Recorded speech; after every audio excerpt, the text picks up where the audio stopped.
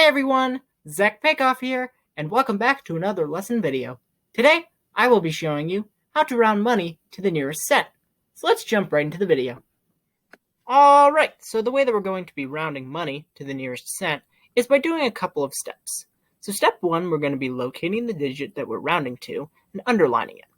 In step 2, we're going to be locating the digit to the right of the key digit, which is the number we are rounding to, and asking ourselves if it is bigger than 5. If yes, then we're going to add 1 to the key digit, and if no, then we're going to leave the key digit alone. In step 3, we're going to be dropping all of the digits after the key digit. So let's try a few problems together.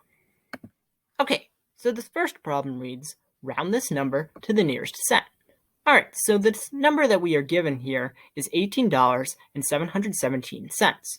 And if we look here, the number 1 is underlined. So that tells me that this is the digit that we are looking for when we're going to be rounding. And if we look to the right, the number that's to the right of the 1 is 7. And as we know, 7 is bigger than 5, so this number will round up. So this is going to be $18.72. So the answer for this problem for when we round to the nearest cent is $18.72 because we looked at the underlined digit and we saw that the digit that was next to it was bigger than 5, so we rounded up and got $18.72. And that is how to solve this problem. So let's move on to the next one. Alright, so this next problem reads, round this number to the nearest cent.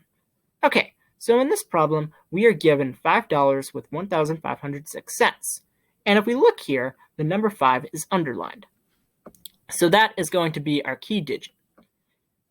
And if we look to the right of the number 5 that's underlined, we have the number 0. And the number 0 is less than 5. So we do not need to round up a digit. So the answer for this problem is going to be $5.15. Because if we take a look here, 0 is less than 5, so we do not need to round up a digit. This does not need to become a 6, it just stays a 5, because 0 is less than 5, and we drop the last 2 digits. And that is how to solve this problem. So let's hop on to another one. Okay, so this next problem reads, round this number to the nearest cent. Alright, so in this problem, we are given $9 and 5,498 cents. And if we look, the number 4 is underlined. So that is going to be our key digit. And if we look to the right of the number 4, we have the number 9. And 9 is bigger than 5. So we're going to round this number up. And this will become $9.55. So the answer for this problem is $9.55 because the number 9 is bigger than 5. So we rounded up a digit and we'll drop the last 2 digits. So this became $9.55. And that is how to solve this problem. So I'm going to be doing a couple more with you guys. Alright, so this next number that we are given is $9 with 609 cents. And if we look here, the number 0 is underlined. So that is going to be our key digit. And if we look to the right of the 0, we have the number 9. And 9 is bigger than 5. So this will round up. So this is going to become $9.61.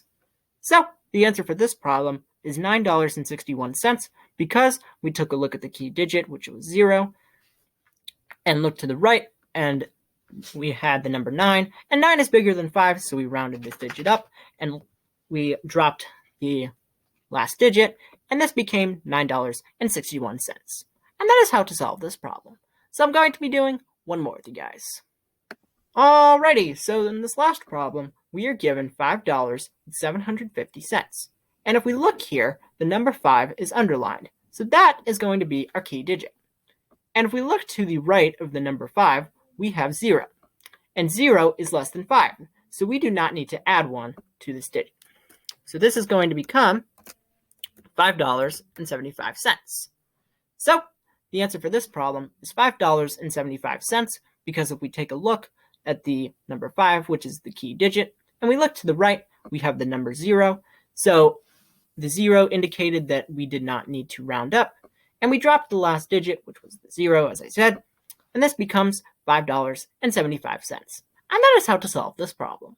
I hope you found this video helpful and useful. If you did and are a new member to my channel, then please be sure to leave a like, comment, and most importantly, subscribe as well. I would greatly appreciate it. And I will see you all in the next video. Bye!